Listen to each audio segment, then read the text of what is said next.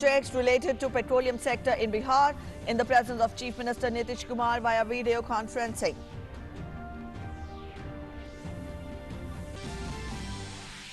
Medical entrance exam to be held today. Nearly 16 lakh students to appear in the All India test, which was rescheduled due to COVID-19 pandemic. Elaborate arrangements in place for safe conduct of the exam.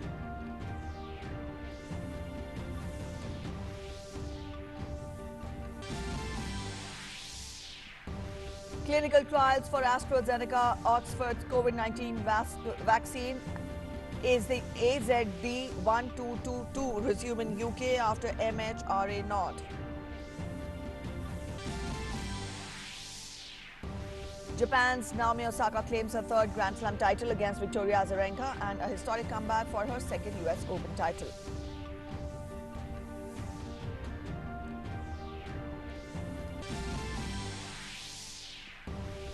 Defending champion Liverpool and Arsenal FC make a winning start as the English Premier League begins.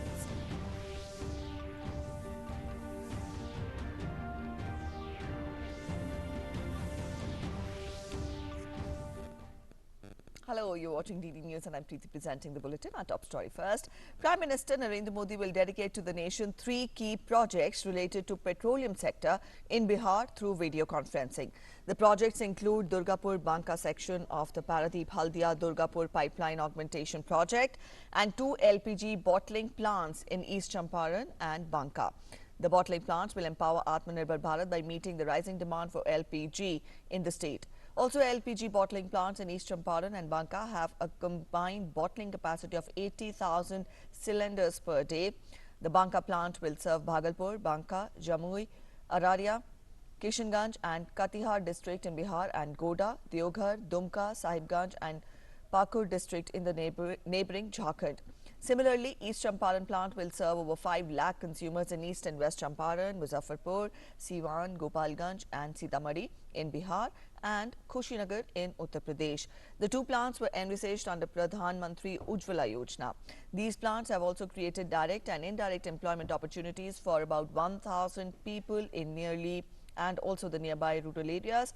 The 193 kilometers long Durgapur-Banka pipeline section is part of the Paradeep-Haldia-Durgapur pipeline augmentation project, for which the foundation stone was laid by Prime Minister on 17th of February last year. Durgapur-Banka section is the extension of the existing 679 kilometers long Paradeep-Haldia-Durgapur LPG pipeline to the new LPG bottling plant at Banka in Bihar.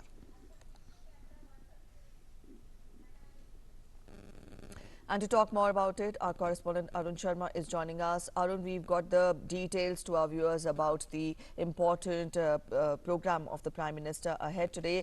In a nutshell, explain to us how will, put all these together help in further, our take for Atmanirbhar Bharat.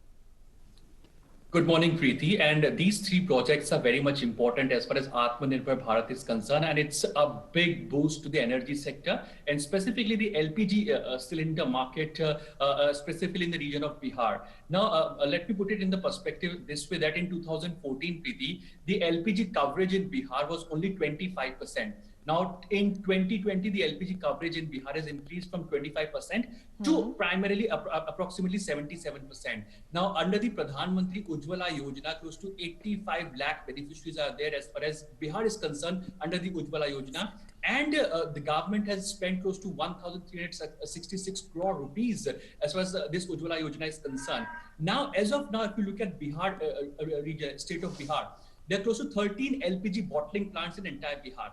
And the capacity of these 13 bottling plants is close to 25 lakh cylinders per day. So now, if we talk about the Banka bottling plant, and of course, the bottling plant at Champaran part, they both have the capacity to manufacture or to inject close to 80,000 cylinders on a daily basis. So these 2 projects, the Banka bottling plant and of course the Champaran bottling plant, will help in meeting the demand as far as LPG cylinder is concerned.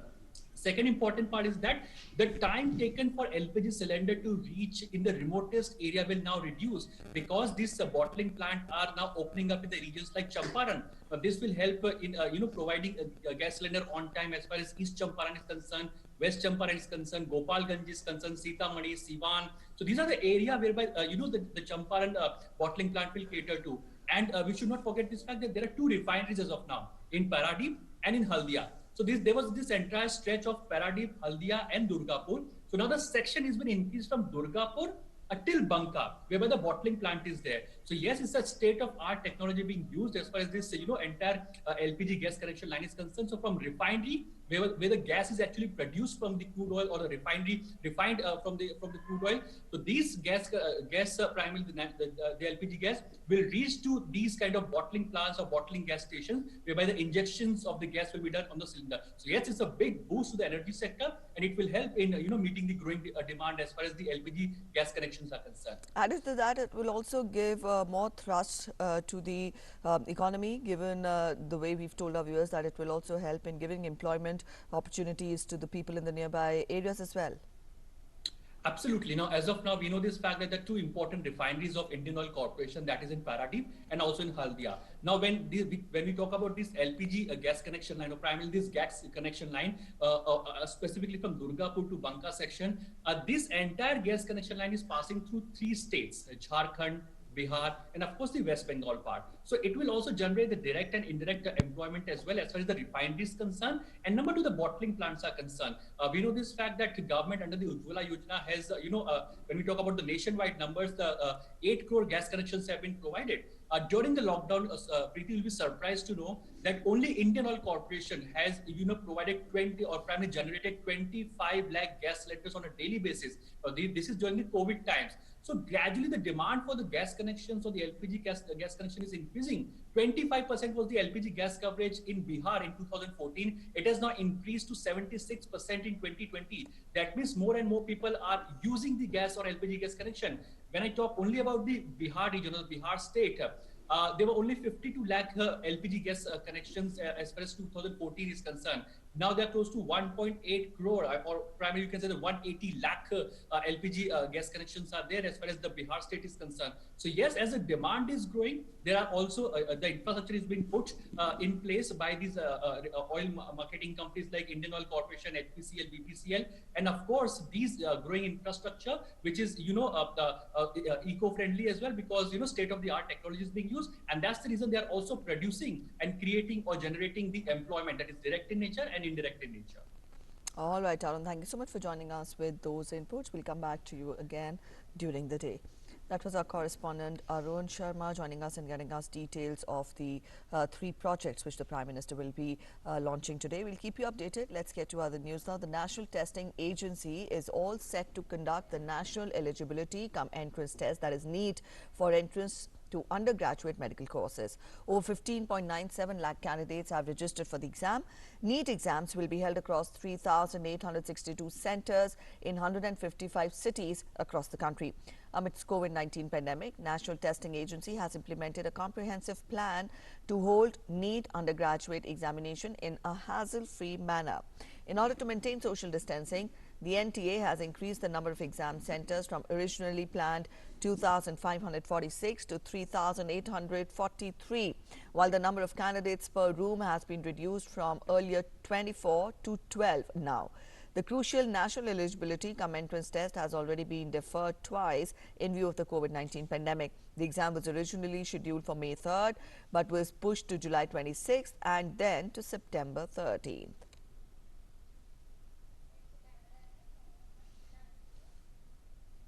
Ahead of the NEET exam, Union Education Minister Ramesh Pokhriyal Nishank has expressed gratitude to states for making concrete arrangements for the exam in their respective territory in accordance with the Health Ministry's guidelines. He also expressed confidence that all candidates will follow COVID-19 guidelines. The Education Minister also extended his best wishes to all the appearing candidates and their parents for their success.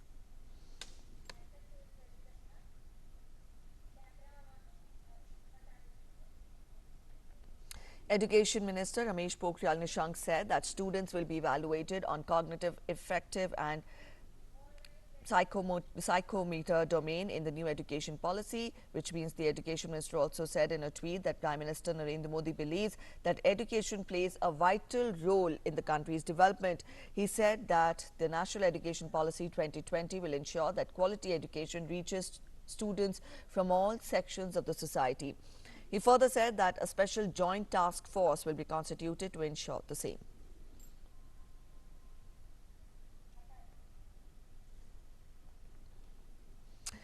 Narcotics Control Bureau made fresh round of arrests in drug cases linked to actor Sushant Singh Rajput's death case. The NCB has detained a person, Karamjeet, from Andheri West area of Mumbai, allegedly in connection with the drug case related to the actor's death case. Narcotics, drugs and psychotropic substances such as ganja, charas have been recovered from him. In further development, Ankush Aranja of Powai was also apprehended, who is a receiver of contraband from Karamjeet and also supplies it to arrested accused Anuj Keshwani. Meanwhile, another accused, Zaid Vilatra, moved Mumbai High Court seeking bail. In his plea before the High Court, Vilatra said that the contraband received from Abbas Ali Lakhani and Khan Arora was very small in quantity and he was not into any kind of nexus with them. Actor Kangana Ranaut will meet Governor Bhagat Singh Koshyari today at Raj Bhavan. The meeting comes in the backdrop of BMC demolishing part of actor's Bandra bungalow, saying most of the structure was in violation of civic rules. Kangana, however, contended that there was nothing illegal about the bungalow.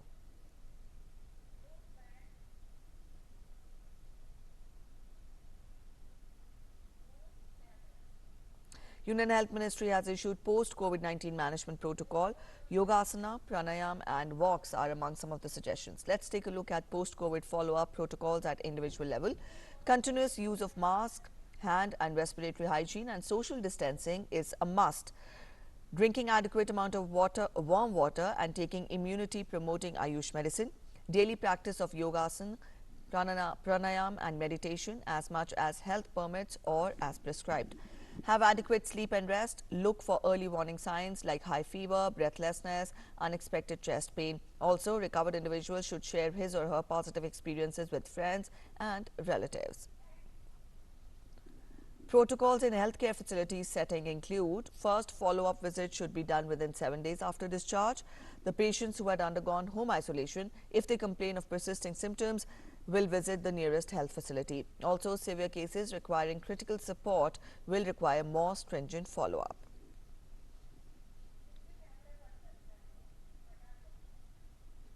Earlier, Principal Secretary to Prime Minister Dr. P.K. Mishra on Saturday chaired a high-level review meeting to comprehensively review the COVID-19 preparedness and response.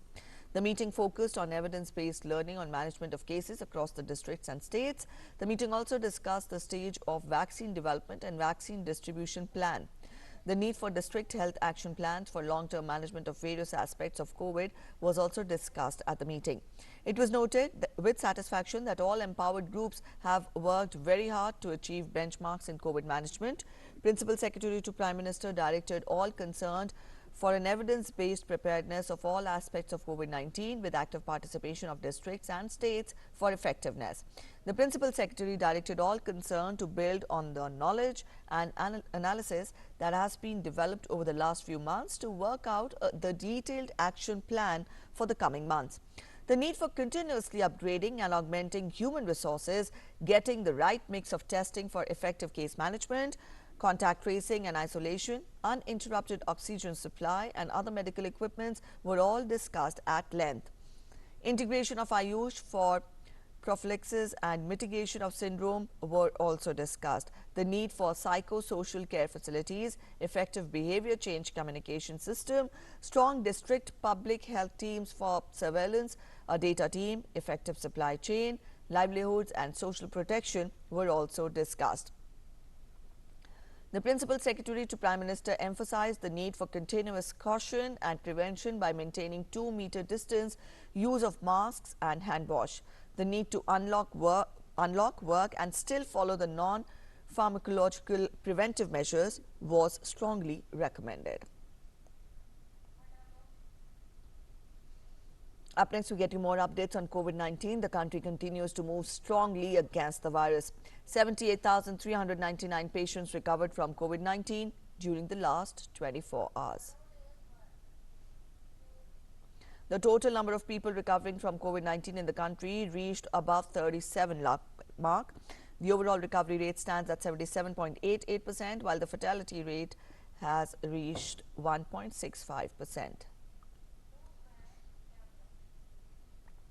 Tamil Nadu government has extended the working hours of petrol pumps by 2 hours from 8 p.m. in order to avoid crowding at retail outlets. The state government had earlier relaxed the lockdown to allow petrol pumps to function from 6 a.m. to 8 p.m. This follows a request from the Indian Oil Corporation to permit petrol pumps to function up to 10 p.m. to avoid crowding and ensure easy availability of the fuel at retail outlets. Also, consequently, the state government, in an amendment to the earlier order of the Revenue Department issued by Chief Secretary Shanmugam, permitted fuel outlets to function from 6 a.m. till 10 p.m.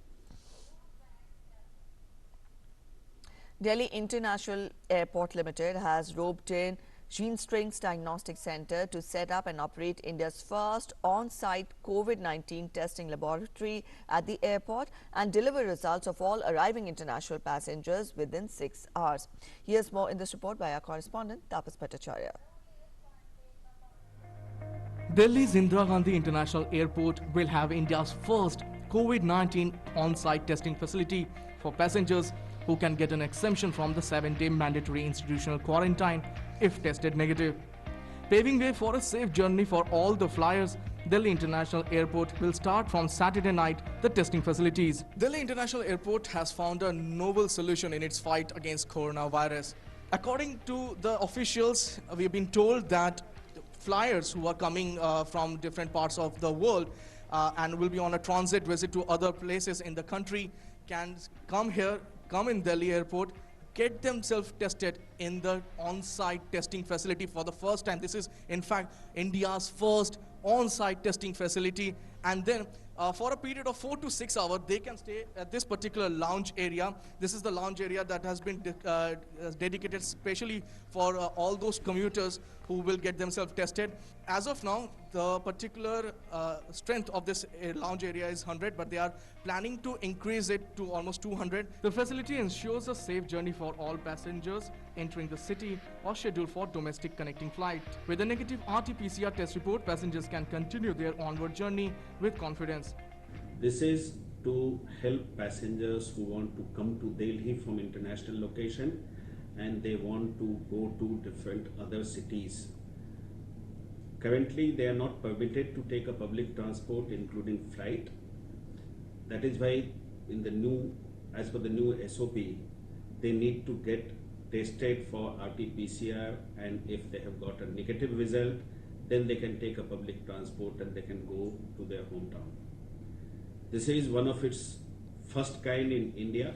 No other airport has been able to put it as yet. As of now, international returnees across the country have to undergo a mandatory institutional quarantine period. This is the G-Strings laboratory who are in collaboration with the Delhi International Airport have managed to have India's first on-site coronavirus testing laboratory in the international airport, which is going to provide a huge sign of relief for the commuters traveling or transiting from one part of the country to another.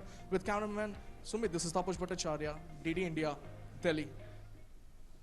Up next, we'll take a look at updates on COVID-19 from across the world. Over 2.89 crore COVID-19 cases have been reported worldwide, with over 9.24 lakh deaths.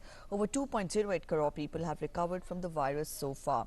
United States continues to top the list among the worst hit by the pandemic so far, with the highest number of infections. The US has over 66.76 lakh cases of COVID-19, with death toll of over 1.98 lakh. In terms of deaths, Brazil stands second on the chart with 1.31 lakh deaths. There are 43.15 lakh cases of COVID-19 in Brazil.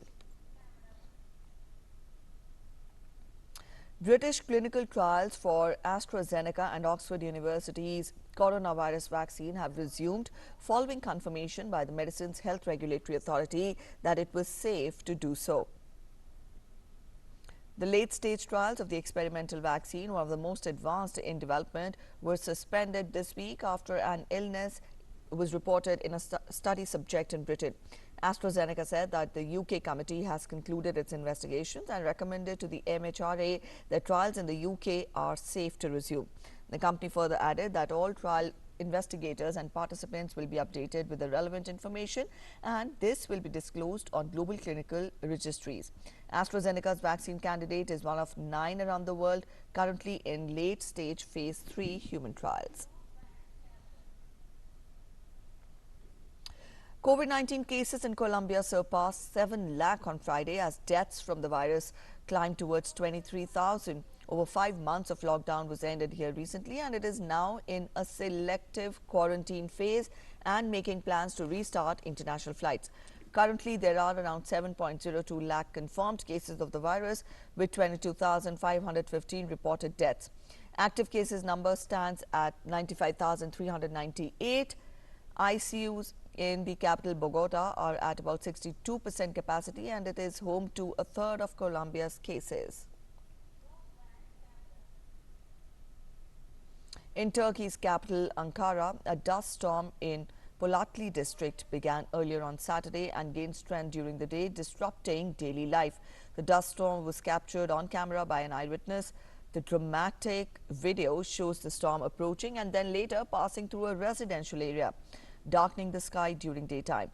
6 people suffered minor injuries from the debris flying during the storm. And according to the Turkish State Met Service, the storm was probably caused by lack of.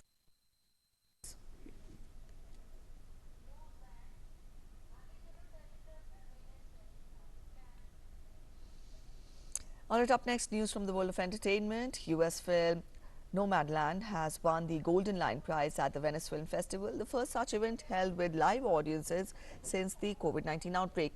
A strict safety protocol was put in place for the festival, including the wearing of face masks when watching films and leaving about half the seats in the theaters empty. Due to travel restrictions, few Hollywood celebrities made the trip to the world's oldest film festival, which is regarded as a showcase for Oscar contenders as award season approaches.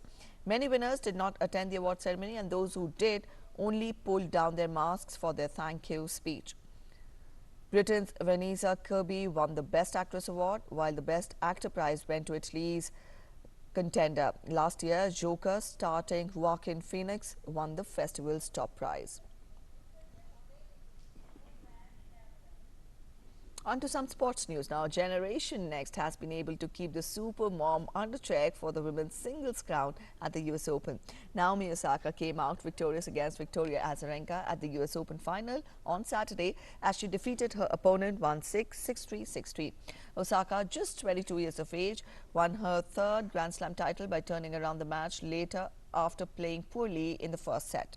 Osaka kept missing shots and digging herself a deficit until suddenly she lifted her game and Azarenka could not sustain her start. By the end, Osaka pulled away to a 1-6, 6-3, 6-3 comeback victory for her second US Open Championship and third Grand Slam title overall. She is the first women's player to tally 3 majors under the age of 23 since Maria Sharapova. She is also the first woman since 1994 to overturn a first-set deficit en route to winning a US Open final. The Japanese young gun is already the highest-paid female athlete in the world with annual earnings of $37 million. Azarenka fell to 0-3 in the US Open finals, all in 3 sets. Victoria Azarenka was unlucky for the third time in the US Open final. She lost previously to Serena Williams in both 2012 and 2013 final.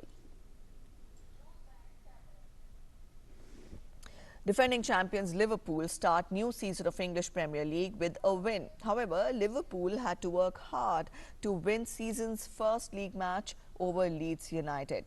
Leeds, on their return to the Premier League after 16 years away, did not have to wait long for their equaliser, though with Harrison finding the back of the net. Leeds equalized 3 times before eventually losing to a late penalty from Mohamed Saleh and completed a hat-trick. Saleh and Virgil van Dijk found the net for Liverpool, while Jack Harrison, Patrick Bamford and Matthew Sklich got onto the score sheet for Leeds. That's it in this edition of the News this hour. Thanks for watching. Namaskar.